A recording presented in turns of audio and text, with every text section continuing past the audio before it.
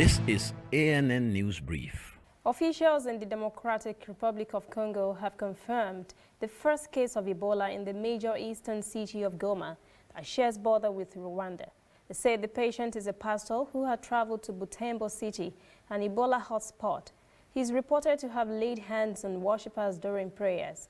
On his arrival in Goma on Sunday, tests confirmed he had the Ebola virus. Health officials say 18 persons who traveled on the same bus with him have been identified and will be vaccinated as soon as possible. The current Ebola outbreak, second worst in history, has contaminated nearly 2,500 persons and killed more than 1,600. Head of the World Health Organization has tweeted that Goma, a city with a population of more than 1 million, was prepared. Kenyan taxi drivers who use apps such as Uber have gone on strike to force operators to double fares. Uber, Bolt, and other taxi apps drivers through their umbrella lobby, Digital Taxi Forum, announced the indefinite strike beginning Monday. Secretary General of the Drivers and Partners Association of Kenya, Waweru Jamaica, said drivers want better working terms, a sustainable business model, and the introduction of online taxi regulations. They also want a doubling of the fares. They have issued a statement advising people to plan accordingly to avoid any inconveniences. Chairman of the Digital Taxi Association of Kenya, Daniel Muteru, is quoted as saying the online app firms had breached an earlier agreement committing to better pay. We'll be back after this message.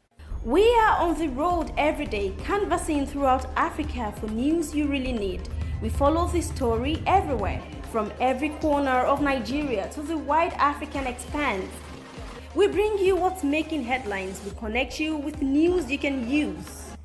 ANN, African News Network, in a truly African spirit. South Africa's former president Jacob Zuma has arrived at South Africa's Anti-Corruption Commission, where he is to respond to allegations that he allowed cronies to plunder state resources and influence senior government appointment during his 9 years in power. Zuma is due to be questioned live on television at the corruption inquiry all this week beginning Monday, although he has denied any wrongdoing and says the allegations against him are politically motivated. Zuma says he is a victim of a political witch hunt.